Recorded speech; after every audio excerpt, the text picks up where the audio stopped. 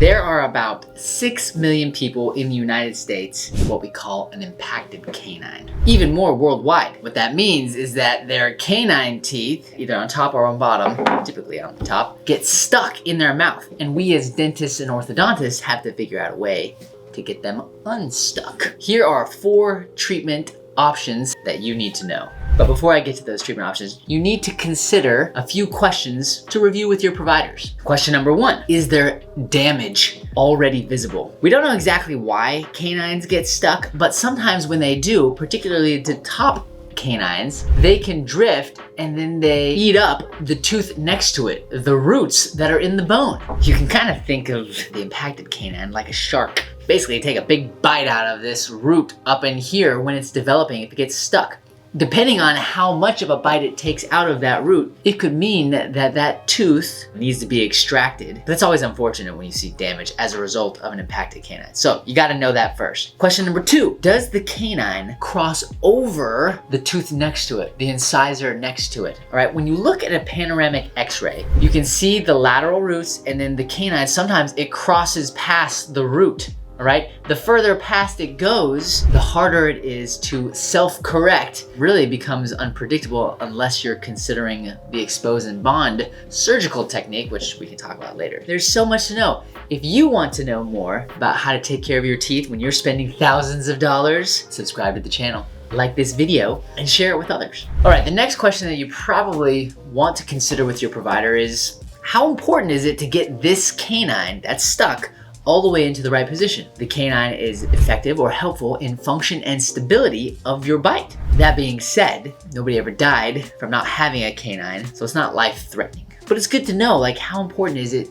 to your cosmetics, and you need to review that with your provider. The final question you probably should review is, what is the success rate for trying to get this tooth into the right position? If you have a provider that says, hey, 100%, boom, I got this, probably should go find another provider. It's really hard to predict the outcome. Best case scenario, the tooth just comes into place. Worst case scenario is it doesn't come, it gets stuck, you have to take it out. What we do know is that there are techniques that can help improve the predictability of getting that tooth into its proper position. Treatment option consideration number 1. Let's assume that you don't know if you have an impacted canine. You might check and see if your lateral incisor is skinny or peg-shaped. The reason why is because we've seen associations between those with small laterals and canines, maxillary canines, that become impacted. Second, check in with your mom and dad. Sometimes we see this as hereditary. They had an impacted canine, so now their kids got an impacted canine. Finally, go see an orthodontist.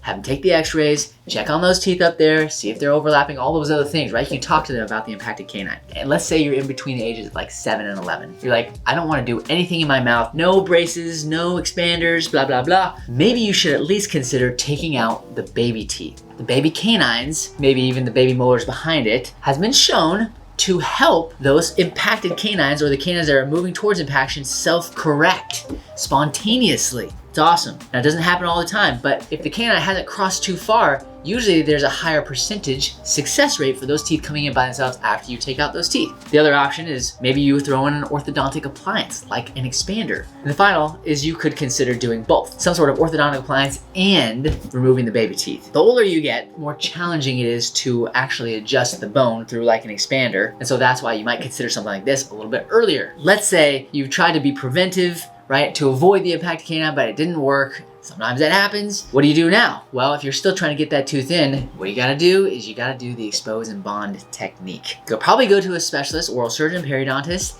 They go into the tissue, through the tissue, right? If it's up here, or maybe it's up here, go through the tissue, they find the tooth, they remove kind of around the tissue, the bone, the gums that might be blocking it, and then they hook on through glue, right? A gluing process, they hook on a chain, and then they pull the chain out of the gum tissue for the orthodontist to then attach to the braces or some sort of glued in appliance that we can pull it into place.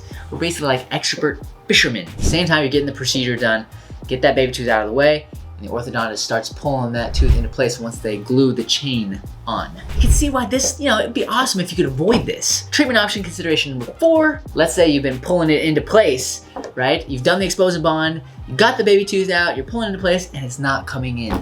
What do you do? Well, you can go back to the oral surgeon specialist to have them reluxate it. They go back in, they open the tissue up, and they check and see if there's any extra bone or tissue that by removing could help the process of pulling it in place, right? You do that again, and then you just go back to trying to pull it into the correct alignment. Sometimes they still don't get it in. So what do you do then? Well, at that point, you can either decide that you're just like, hey, I'm done with it. I want to get that permanent tooth out. So you extract it, you place an implant or some sort of bridge flipper to fill the space. For me, impacted teeth, impacted canines specifically, are not fun to deal with. And so if you can try to avoid them, that's my preference. Find a local provider that will help you understand your specific situation. Better yet, come find me. I'm in McKinney and Anna, Texas. Would love to help.